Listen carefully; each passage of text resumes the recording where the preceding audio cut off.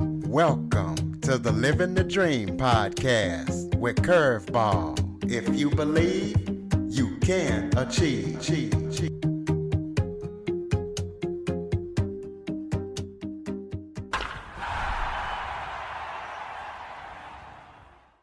Welcome to the Living the Dream with Curveball podcast, a show where I interview guests that teach, motivate, and inspire. Today, we're going to be talking about all things travel because, as you know, the holidays are coming up.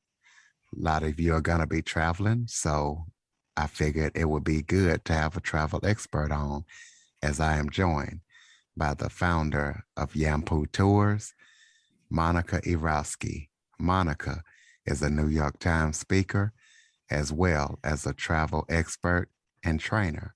So we're going to be talking to her about her experiences and everything that her company does. Monica, thank you so much for joining me today. Thank you, Curtis, for having me. Why don't you start off by telling everybody a little bit about yourself?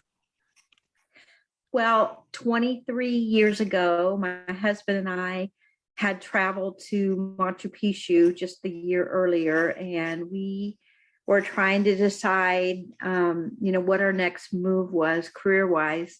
And we started a travel business selling tours to Peru. And that was wonderful because we loved it, and we shared what we loved with our new clients that we found.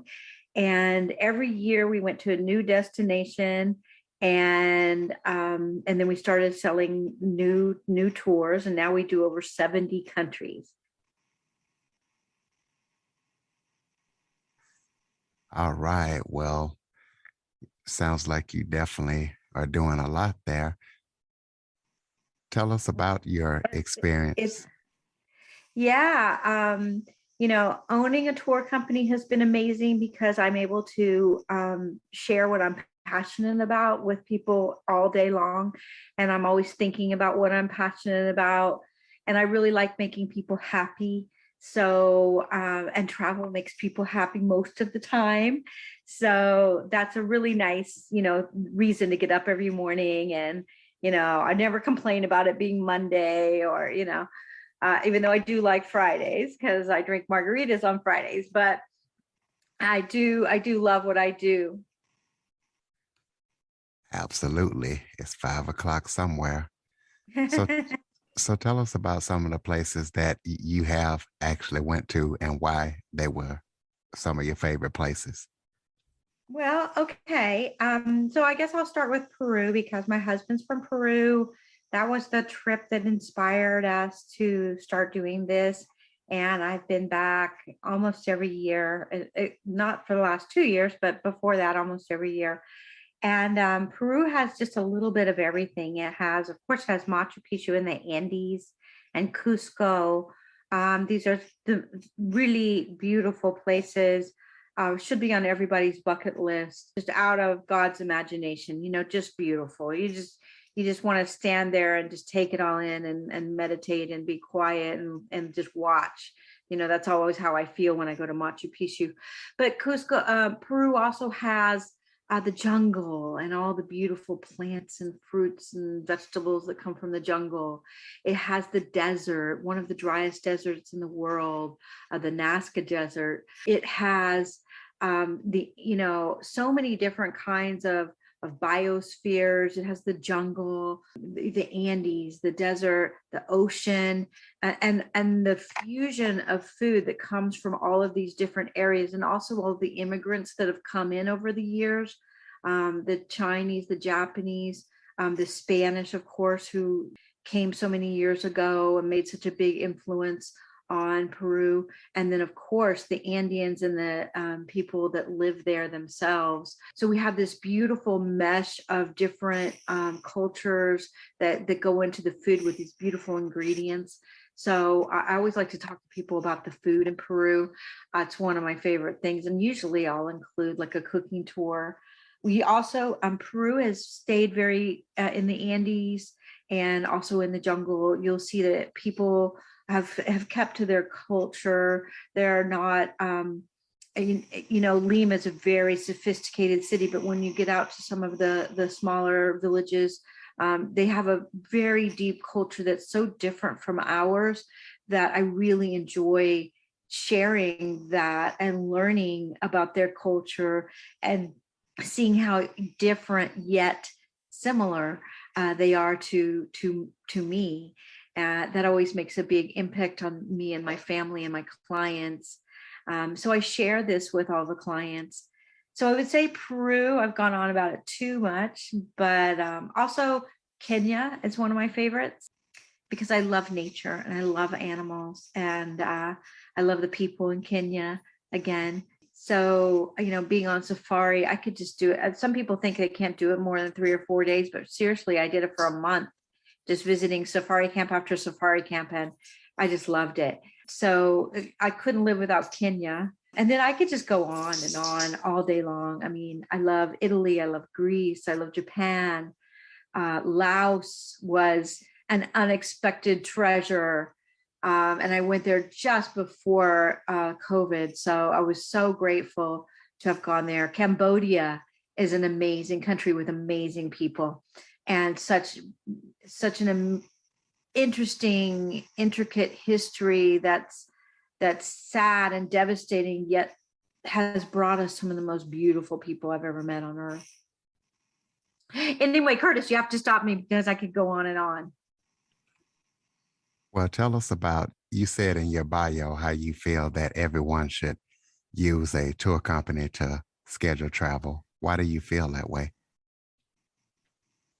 So, yeah, because when you use a tour company, we figure everything out for you before you go. And there's a lot of time is spent on, talking to you, finding out what you like, as far as what kind of experiences you want to do, what kind of hotels you like. And then we've been to all these destinations and inspected the different kinds of hotels. So we can, once we talk to you, we can match you with the hotels and the experiences and the guides.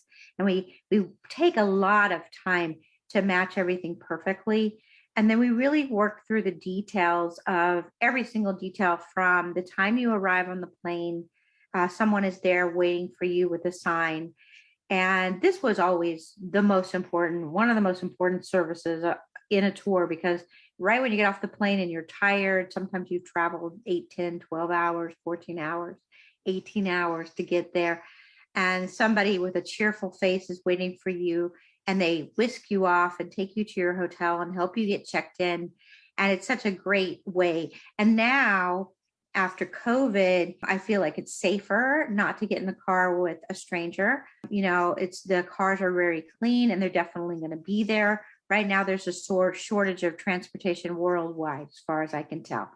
So having that transportation set up, it's also like when you arrive at a busy airport, sometimes it's the worst place for mishaps. Some of these countries, everyone and their relatives go to the airport. So you get out of the plane and there's hundreds and hundreds of people, and they're asking you, oh, come with me, so the safe transfer is really important. And then having every single thing planned out for you. For example, in Peru, you need permits to get into Machu Picchu, you need permits to go on the Inca Trail.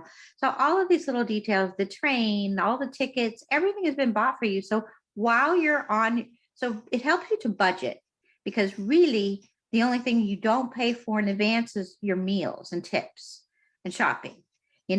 Everything else is paid for. So you can budget what your trip is going to be. And then you don't spend half your day figuring out, where am I going today? How am I getting tickets? Am I going to have to stand in a line? We're figuring all of this out for you. And our drivers and guides are safe. They're personable. They give you like personal stories about each country that you just don't get on your own. A lot of places that I've gone on my own, I just didn't really get the full benefit out of it as I would with a guide who gives me, some history. He gives me personal anecdotes, and they keep you safe. And so that's really important. And also when you're traveling with a group or a family, I know I've done trips where I was like, I'll just go, I won't use our guides. We'll just go to the beach, and we spend half the day arguing about what we're doing, so one kid wants to go kayaking and the other doesn't, so if you plan it all out in advance and you have a family meeting and you go over it and everybody kind of knows what to expect and they just kind of get in line and enjoy themselves instead of spending the whole time thinking about what you're going to do. And also we can take you places that you can't go on your own. Like, for example, in Costa Rica, we went to this butterfly farm, and this is not something, there are different butterfly museums and things around the country, but this is a farm. These people raise these butterflies for museums, and they don't take very many people in a day. So it was private. We went in and we had a beautiful meal. The woman showed us how to make chocolate from the cocoa beans that she had collected from her farm. And then they showed us how they farm the butterflies. And it was a really beautiful experience. I've been to so many butterfly places, but I've never learned as much as I learned there. I learned about the camouflage on their wings. I learned so much. And they were all flying around. It was an amazing experience. Blue morpho butterflies. I don't know if you've ever seen them, but they're almost the size of your hand and they're bright blue. And those butterflies, they're flying all around. I actually put a TikTok video if anybody wants to look for it. And it's my first TikTok video that went viral. I'm really excited about that. But everybody really loves those butterflies. And that's the kind of things that tour operators know and they can get you into that you would never find on your own. Wow, never knew that they had butterfly farms. Let's talk about COVID. You mentioned COVID. Talk about some of the travel bans that are in effect and where can people actually travel and where can they not go? Okay. So if you're vaccinated, you're going to have a lot more options than if you're not vaccinated. I would say that Asia is pretty much out for this year. I think that Australia will be opening soon, but Asia's out. I just wouldn't plan for until maybe the end of 2022 to go to Asia. But Europe is pretty much most of it. You can go to Croatia, you can go to Greece, you can go to Turkey, you can go to Italy, Spain, you can go to most of South America, you can go to Central America. Mexico is an option for someone who's not vaccinated. You can go to Mexico. The options for unvaccinated people, you still may have options, and you'd have to ask me about it because it changes all the time. But for unvaccinated people, a lot of countries in Central and South America will still accept you with a negative COVID test. So that's good. I think Europe will be harder for the unvaccinated. So it's actually kind of way more complex story right now than it was a year ago, because a year ago the rule was the same for everybody. But now that, there's people who are pretty much, getting their vaccinations and the ones that aren't, and all the rules are different for each one. So we have to take it on a case-by-case basis, but you have a lot of options right now of where you can travel. Well, since we're kind of in the holiday season, a lot of families are going to be together. Then you're going to have stuff like Valentine's. Let's talk about the best travel trips for, couples, kids, family type of stuff. Okay. So for couples, there's a private island in Panama, and they actually have a couple of rooms for New Year's still left. As of a couple of days ago, I don't know how long it will take this to air, but as of a couple of days ago, that beautiful private island and they have these cabanas that kind of look like Robinson Crusoe, but they're right on the beach. It's just amazing. And they're very cutely decorated, and the service at this place is amazing. And so that would be a good place for couples. And then for families, I like Belize. Belize, they speak English there. So it makes it easier for parents, who have young children that really need to communicate more with the hotels.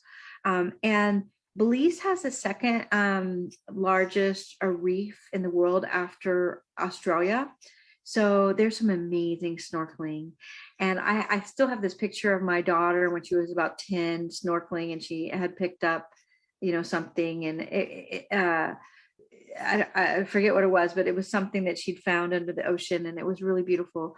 And you can see turtles there, and manta rays. I remember my kids were really scared of the manta rays at the time, but the guides really knew how to handle them.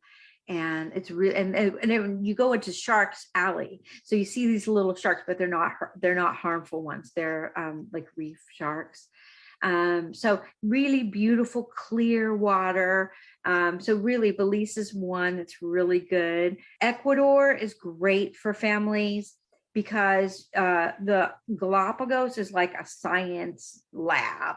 It's just great, and kids love it. So I would say Galapagos, and then in inland Ecuador, you could go to the former president's home. We could do a cloud forest where you can ride kind of like a little cycle at the treetop, like hundreds of yards in the air.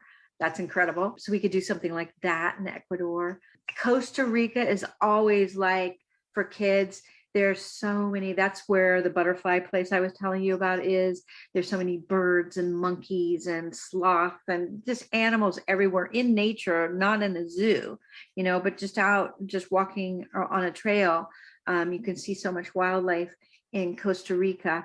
So Costa Rica, and then Costa Rica has the volcanoes. And I definitely suggest don't just go to Costa Rica for the beach. That's the wrong plan. If you want to go to the beach, just go to Mexico. Beaches are better in Mexico anyway. Go for the nature and the jungle and learning about plants and animals. It's incredible, Costa Rica. So those are the really good ones for families. And then if you want to do like older families with older kids, I think that I've got a lot of families doing Dubai lately. And Turkey and Croatia have been big with families this year, as with older kids. And then also, I think Egypt is amazing this year, and it would be really good with older kids or your children that are in their 20s. So teens or people in their 20s, kids that are in their 20s, plus their parents and grandparents. You could all do a Nile cruise together. You could go to the beach there. There's just so much to do, so many incredible things to see in Egypt. So that would be a good one. And also Turkey is lovely. And you could rent a boat. And Croatia. Croatia has food and beautiful experiences. So many old cities that are just incredible. And there was a town called Zadar in Croatia that has an organ that is played by the waves. It's incredible. There's just so much to see in Croatia. You would really need like 10 days to 2 weeks there. So those would be my ideas for different kinds of different kinds of groups. And then also I only said Panama for couples. Any of these destinations can be done romantically for couples. Also safari is amazing for couples. Botswana, Kenya, Tanzania. So all of those would be good too. Speaking of a safari, what tips would you give somebody on planning a safari?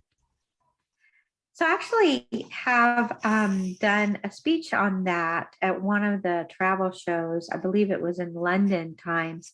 I did a speech on that because I did a talk on how to talk to someone like me about your trip to Africa, because a lot of people will call me up and say, I want to go to Africa. And Africa is so different. It's kind of like the United States. Every state is different. So I usually ask them, are you mostly safari oriented? Is that your main goal? Or do you want a mix of, beach and wine and city and safari? And so if their main focus is safari, then my two favorites would be Kenya and Botswana. But Kenya I sell the most because I can get more for the money in Kenya. Tanzania is also great, but it's more expensive. So Kenya is the one of Kenya, Tanzania, and Botswana were my favorite as far as wildlife. Now, if you want a variety, South Africa would be better because you can do safari for 4 or 5 days, and then you can go to Cape Town. You can go up to Vic Falls, which is on the border of Zimbabwe and Zambia, and it combines really well with South Africa. You can do the garden route. There's so much to do in South Africa, and it's not all safari. So you have a lot of culture, a lot of different nature, wine, adventure. I've done great boys adventure trips that I did for South Africa and Zambia combined. That was really fun. So it really just depends on the client. And so another thing you want to talk to your travel advisor about is what kind of accommodation that you are happy with. So I love the tented camps. For me, if I can get anybody to go to a tented camp, I mean, I just think it's the most beautiful, natural, the animals are right outside your tent. It's amazing. But some people wouldn't be comfortable with that. Some people need walls and a door, that locks. So, and so for those people, like maybe South Africa would be better. Maybe it has more of the lodge options. Kenya and Tanzania have them too. But it's definitely something to discuss with your travel advisor. And then also, what kind of vehicles do you want? Because if you're traveling from place to place, you might have a vehicle that you could stand up and you put your head out and you see the wildlife from up above. But then when you're going on the roads, or if there's tsetse flies, which are in Tanzania sometimes, they can close it up and then you're safe. But if you want to be in one of those, you've seen the pictures of people in a complete open car. And this is all things that you need to discuss with your travel expert, because they're going to make sure that you get what's in your dream. The worst thing is to have one thing in your head and arrive there and it's something completely different. So an open vehicle, usually we do those on flying safaris where you fly into the lodge and then the lodge has the open vehicle. And those are great, because you're just like, the first time I was in one of those was in Botswana, and there was like this huge lion with a big mane, like 4 feet from me, and I was in the front. But it was just an exhilarating experience that I'll never forget. So definitely you want to talk to your travel advisor about every single thing that you've read about, any pictures you've seen, send them. Make sure that we know what is in your mind and in your heart, because this is one of the most important trips you'll ever plan.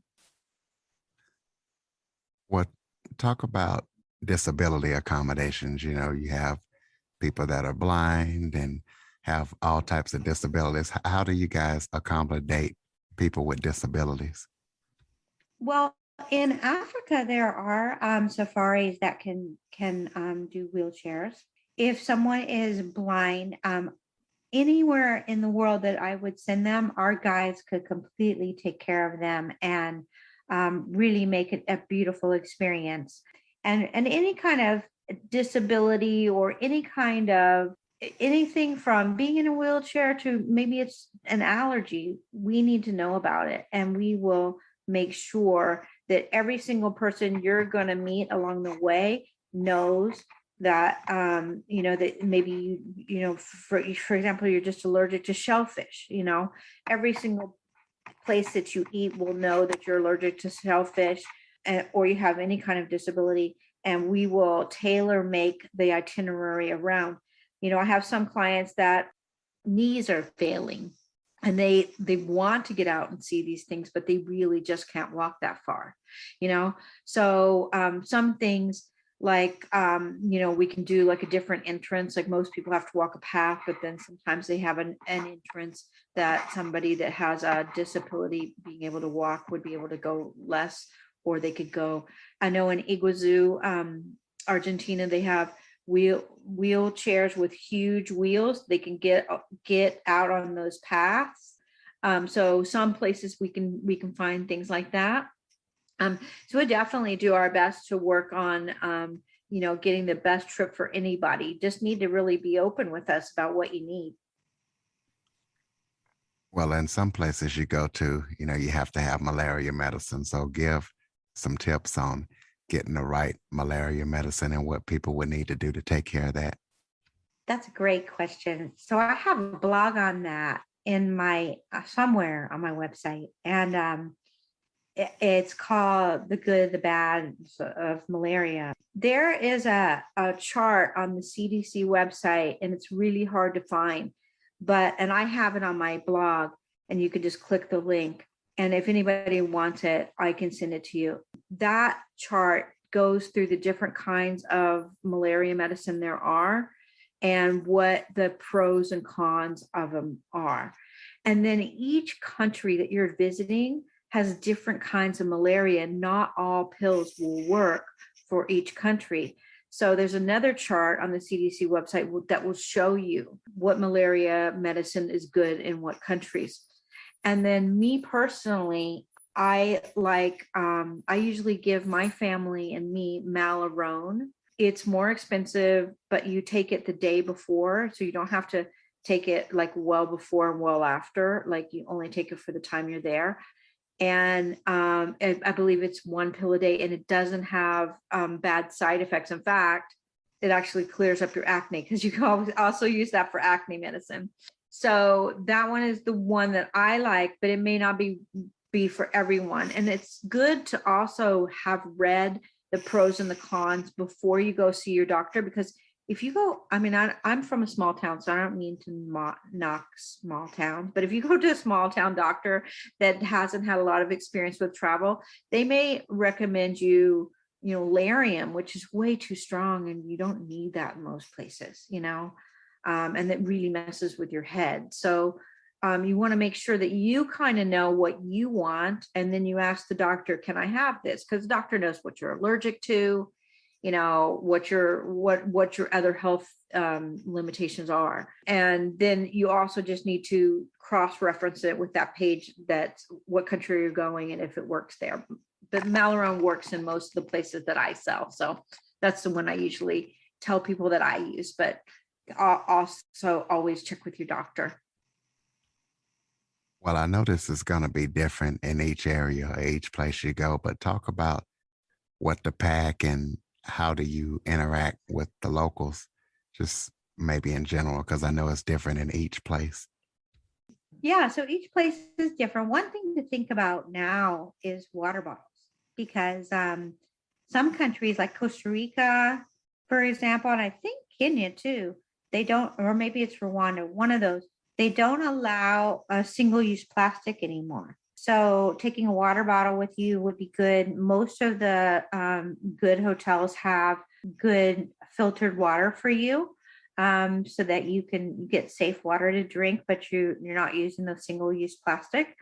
So that's a good one.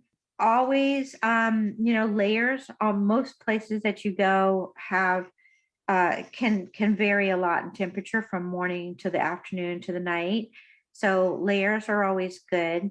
And as far as interacting with the local, so in my documents, I have a couple pages on this for each country, because every country has different norms. They have different laws. Like I think it's Uganda that's like it's illegal, or it's South Africa.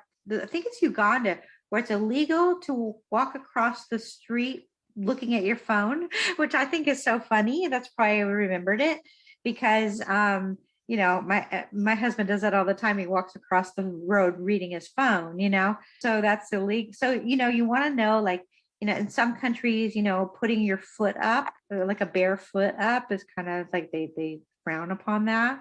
That would be very rude. So each and every country has its different like little social norms. So we'll write up a few pages on that, and it's kind of really nice to study that.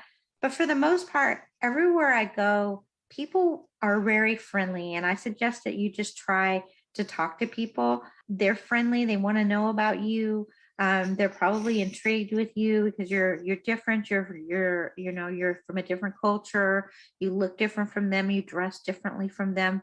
So they're really interested in you.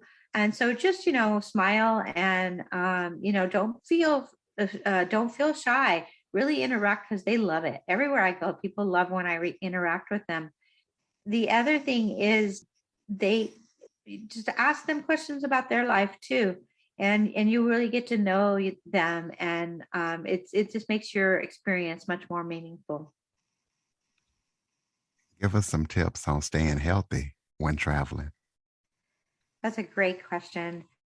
So, if you haven't traveled very much around the world, one thing that you might want to avoid, and I hate to say this, is fresh vegetables, because the water that they use in the kitchen may just have bacterias on it that you're not used to, your body's not used to, and so it can get you sick. If you're eating at maybe a very upscale restaurant or an expensive hotel, maybe, but especially if you're just eating at a restaurant you just walked in off the street on, you want to get things that are very well cooked.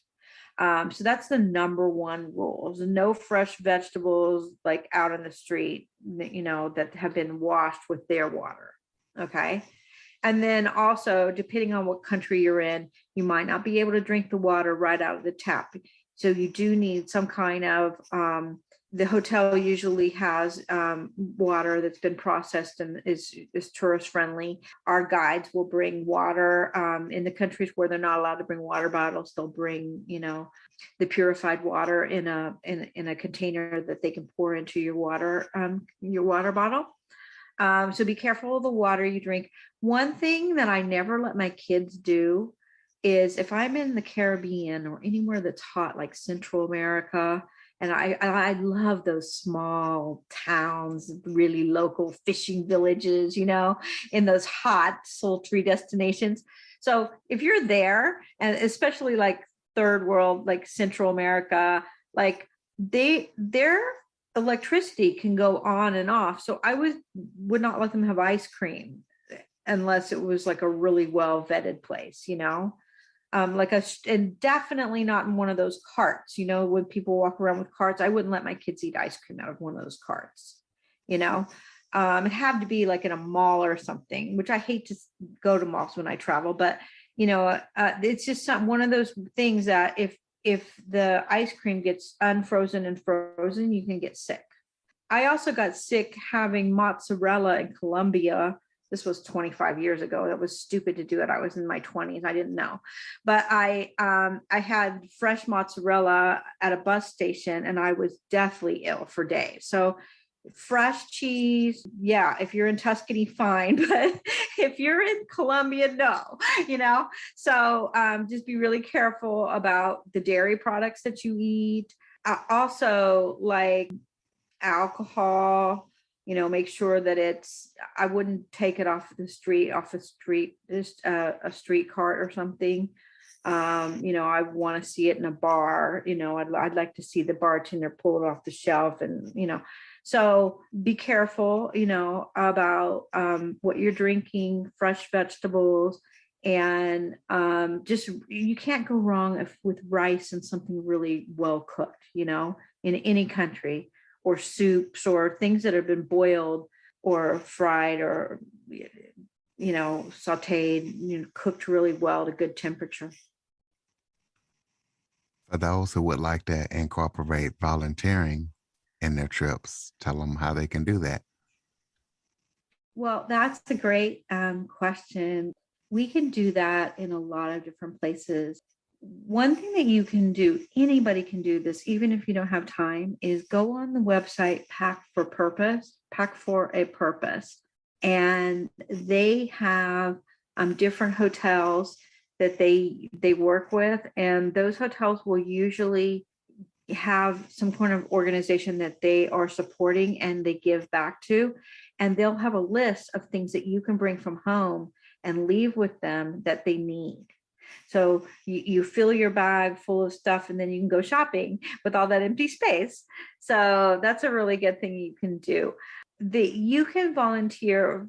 A tour company like mine can arrange volunteering. We can arrange, go to community I had some clients that were optometrists, and they went into a community in Peru and they made like 35 pairs of glasses for the people right there on the spot. So that was incredible. They changed 35 lives that day. But so you could bring whatever your skill is. If you're a teacher, we could have you work with some kids teaching.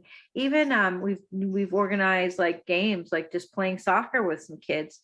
My daughter went to Zambia and she worked for a month and she taught kids, and they were so sweet to her, and they wrote her a song when she left, and it was just a beautiful experience. So almost every country that is that there's some countries that they don't actually want us to volunteer. They have a lot of pride. Like Japan, it was really hard for me to figure out because I had some clients that wanted to give back, and it was really hard there because they have this a big amount of pride, and they don't take charity. So some places need us and some places don't. So I would say have sensitivity to that. But if you're needed, like we had some clients build a house in Chile, and this was incredible to me because they built that house right before COVID. They built it in I think it was September 2019, and got a family that didn't have a home into a home. And when COVID hit, this family had a home that they didn't have before. So that was really amazing, that they did that for them. So depending on your budget and what your skill set is and how much time you have, we can arrange some volunteering for you. Do you have any current or upcoming projects that you're working on that people need to know about? Well, we've been working on adding a lot of destinations to our repertoire because we had a lot of time where we weren't booking clients. So we've been adding a lot of different destinations. We added all the stands in Mongolia and Croatia, and gosh, we added Fiji, Polynesian Islands, Tahiti. So there's a lot of destinations and that we added so that's what project that we've been working on the last 6 months. And so I would say to people, because I've been noticing that I think when people plan on their own, a lot of times they'll go to a beach resort. And I've been noticing that the beach resort the prices are just incredible. They've gone up like 3 or 4 times as much as what they were 2 years ago. So right now, working with a tour operator that can take you into really quaint places and you can see culture and you can see nature and you can do adventure, that may be the way to go the next couple of years. And so, I would say to people, be open to it and pick a destination that you're interested in, work with a tour operator, hopefully it's me, and do a trip that, you're seeing different things and you're not just sitting in one place every day. Be open for an adventure. And I think it's going to work out probably better price wise. And definitely we help a lot with all the different changing and navigating all the different COVID rules, and they're always changing, and we're constantly checking and double checking and changing flights and this and that, for people. So it's that's what we've been working on. I hope you guys will come and work with me on it. Well, you mentioned your blog and different literature that you have. So give out your full contact information, your website, social media links, so that way people can connect with you and use you to travel. Sure. So our company name is Yampu. It's YAMPU, and we're yampu.com. And on our website, you can chat with us, you can email us, you can call us. So every kind of way that you would want to contact us is on there. And we also have Facebook and Instagram. And my personal Instagram, I'm Monica with a C, irauzqui, IRAUZQUI experiences. And that's my personal things that I'm getting in and adventures that I'm getting into every day are there. And I'm also on TikTok with the same name, and Instagram and Facebook. So yeah, you can search me. And also definitely get on that Yampu website. We have all of our countries that we sell there. The tours that we have on the website are a starting point. A lot of the most amazing destinations are still in our heads, but everything's on the website. All the countries we sell are on the website. And it's a good idea to what is in each country and kind of start getting excited about it. Do you have any final thoughts to close it out about anything travel, anything that we missed? Yeah, I would just say that if you haven't traveled internationally, get a passport and pick the country that you've always wanted to go to and start with that one. And if you do it through a tour operator, it's going to be easy, it's going to be seamless, and you'll really get get excited about travel. And if you used to travel and you haven't traveled in a while, I would say now it's time to go back to travel. But I would say don't do it between Christmas and New Year's, or on spring break. Like pick some off season times and you'll have way more fun. Because if you're at the airport and it's super crowded and there's a million people, and long lines everywhere. And one thing I wanted to tell you guys that I meant to mention earlier is a lot of the employees this year, a lot of people are understaffed and there's so much demand. So I would say have patience with everybody. Don't be late because that makes you more impatient. Just try to always be kind of not pack too much in your day and, save room for, a mishap here and there, and just be really patient with all the people that are working in hotels and airports and buses or wherever you are. Just be patient with people because they really need it right now. I've just been noticing that. Ladies and gentlemen, Yampu Tours, Monica Irauzqui. Please be sure to follow, rate, review, and share this episode after listening, especially to all your travel friends. And hopefully after listening to this episode, you'll get into travel. Android listeners, go to the Google Play Store and download the Living the Dream with Curveball podcast app. Monica, thank you so much for joining me today. Oh, you're welcome, Curtis. Thank you. For more information on the Living the Dream podcast, visit www.djcurveball.com. Until next time, stay focused on living the dream.